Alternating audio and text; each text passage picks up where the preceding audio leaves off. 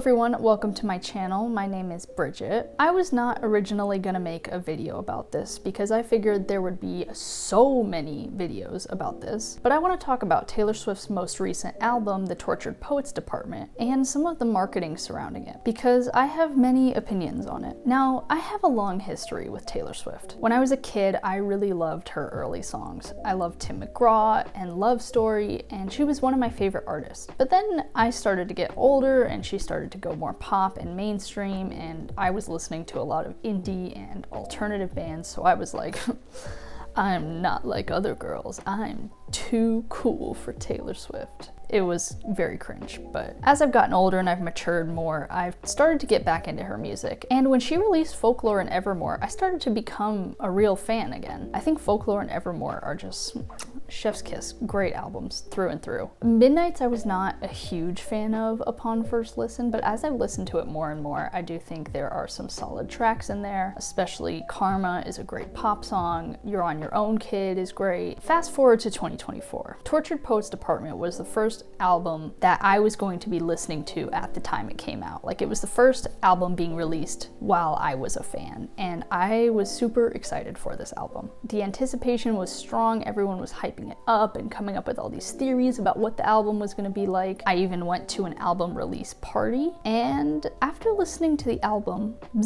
plural, I gotta be honest, I was left feeling pretty disappointed, and I'll explain why. I think about 80% of what's wrong with this album falls on Jack Antonoff because the production is just so unoriginal. There's several tracks on the albums that sound exactly like other songs Taylor Swift has made already, or other songs that artists produced by Jack Antonoff have already made. And Taylor Swift has been working with Jack for a very long time at this point. I want to say since like 1989 was released, and that's starting to become apparent because all of her songs are starting to sound the exact same. There's nothing unique or original anymore. I'm not gonna sit here and dissect every single track of the album, but I do want to talk about some of the highlights and lowlights of the album. The opening track, Fortnite, featuring Post Malone, I thought was kind of forgettable, especially upon first listen. When I re-listened to it, I thought it was a little better, but still nothing to write home about. I did like the music video though. I thought it was very cool aesthetic. The second track is the title track, Tortured Poets Department, and I also thought this song was pretty underwhelming, especially lyrically. Like, there's some cringe lyrics in here. For an album called The Tortured Poets Department, I expected better rhyme than department and apartment, and also there's a lot of lyrics on this album that are just gonna age really badly. Like the lyric, we both agreed Charlie Puth should be a bigger artist. Like, why? Why Charlie Puth? That's so random. Like, of all the people she shades on this album, to give Charlie Puth a shout out is just so random and weird. And 50 years from now, when people listen to this album, they're gonna be like, who?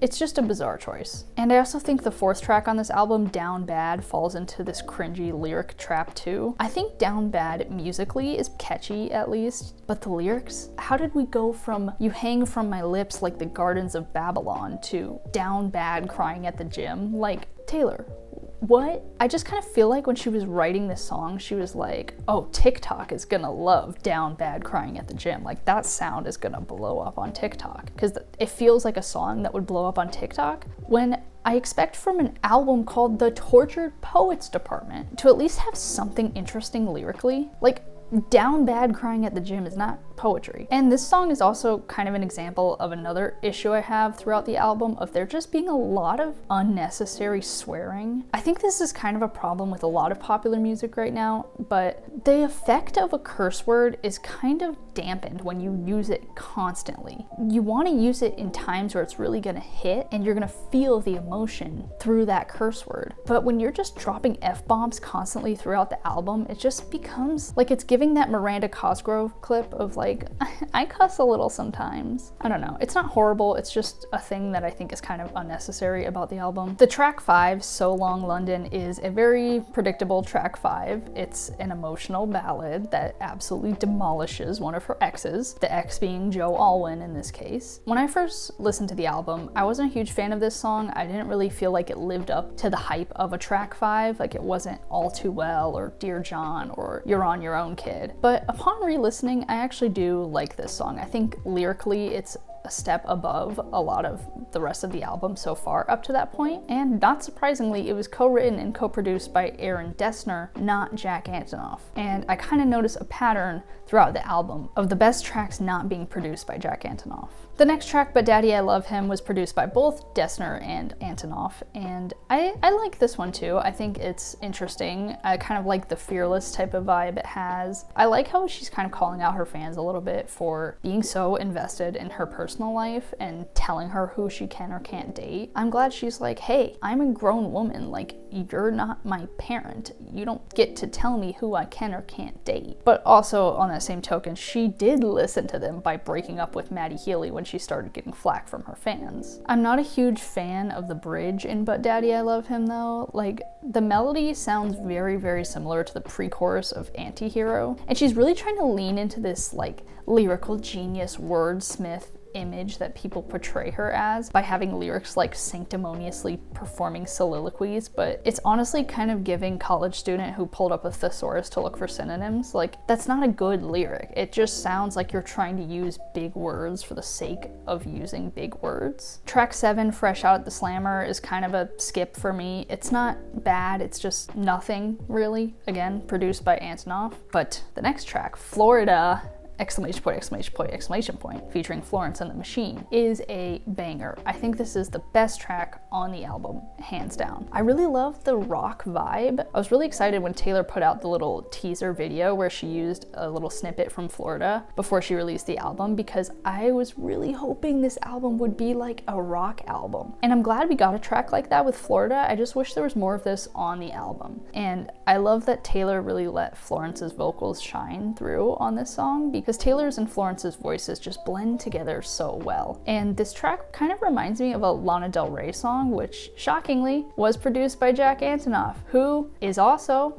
Lana Del Rey's producer. Starting to see here how Jack Antonoff repeats patterns constantly. I'm not saying he's a bad producer, he just only has so many tricks up his sleeve, and he appears to have used all of them at this point. Another favorite track of mine off the album was Who's Afraid of Little Old Me. I really love the energy she brought for this song, and like how the vocals in the chorus sound like she's screaming from down a hall. I Can Do It With a Broken Heart is a really fun track in my opinion. I really love the juxtaposition of the upbeat instrumental with Taylor Swift singing, "I'm miserable." It's just kind of a fun dynamic and also a highlight of the album. I will give Jack Antonoff credit on that one. However, I do think the whole idea of this song is kind of strange, because in a way she's like, look how depressed I've been while doing this whole Eras tour. And I see fans online feeling bad that she was going through so much stuff while she was performing these shows all the time. And yeah, she's definitely doing a great job hiding all the stuff she's going through. But that being said, that's literally what all of us have to do every day. If you're sad, if you're sick, you still gotta go to work. The thing is, Taylor Swift is a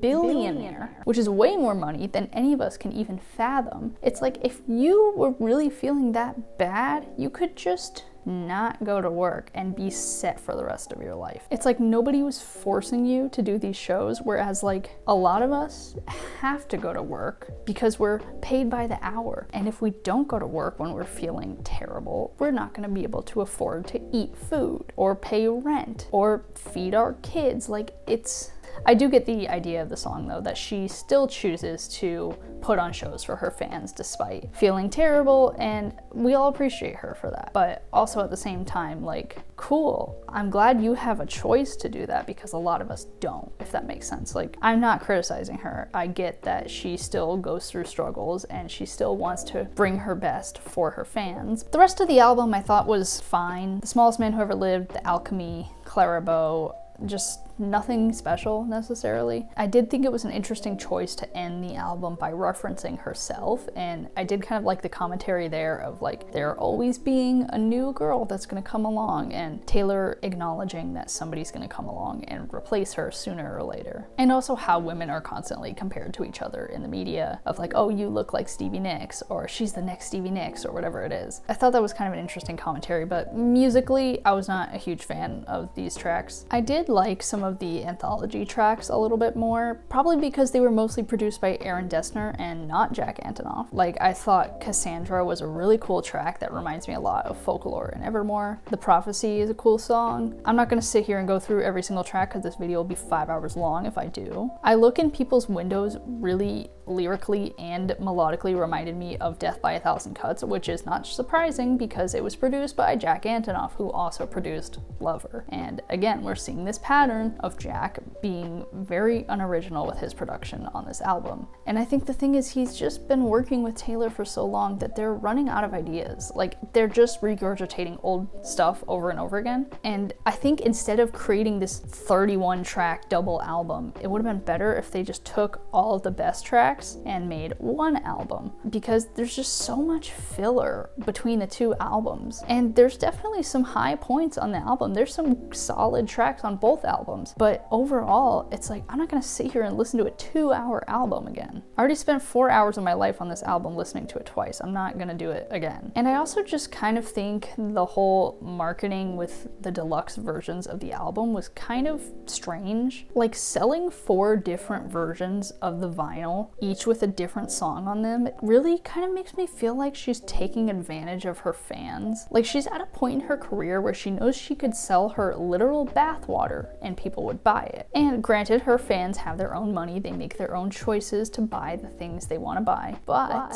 I just feel like it's a little bit scummy to be like, hey, if you want to hear all these songs, you have to buy all 4 versions of the vinyl. And even the whole like Anthology version with the double album, it's really just giving the vibe that it's a whole marketing scheme to try to get people to buy more Taylor Swift stuff. And even the merch for this album is like so boring. Like, she's selling a $70 gray cardigan. Like, you can get that at Goodwill. And the thing is, it feels so hypocritical to me because she does all this performative activism stuff and promoting these left-wing politics while at the same time being the biggest capitalist ever. Like, she has billions, not millions of dollars. She could redistribute that, but instead she chooses to use that money to fly her plane back and forth across the world. Now, she can do whatever she wants with her money. I'm just saying it's hypocritical. It also seems like she's in a place where you can't criticize her without getting backlash. You can't call Taylor Swift out on something without people being like, how's that internalized misogyny going? Like, it's not misogynistic to criticize people for doing questionable things. And it doesn't mean I hate Taylor Swift or I hate her music. I'll still jam out to Folklore any day of the week, but I just get concerned that she's at a point in her career where everything seems to be about money. I don't know, maybe the next album she will come back stronger than a 90s trend and she will be back to her A game, but I really felt like this album was significantly weaker than some of her previous albums, and the whole marketing surrounding it just really gave off the vibe that this album was just released as a money-making scheme. I've been kind of surprised seeing how much criticism this album has gotten. When I first opened TikTok after listening to the album, I saw so many people talking about how this album was not good, and I think that's kind of encouraging. If you love the album and it resonated with you, I think that's amazing. Everyone's entitled to their own opinion, but at the same time, people shouldn't be afraid to give criticism when it's maybe due. I know everyone is experiencing like Taylor Swift exhaustion right now, and people are sick of hearing about her, so I feel bad that I'm kind of contributing to that in a way, but also I think some of the things surrounding this album are things that she needs to be called out on. If you enjoyed this video, please be sure to like and subscribe. I'm really curious to hear people's thoughts on this, so comment below what you thought of the album or of some of the marketing surrounding it. Thank you all so much for watching all the way to the end. I will see you in the next video.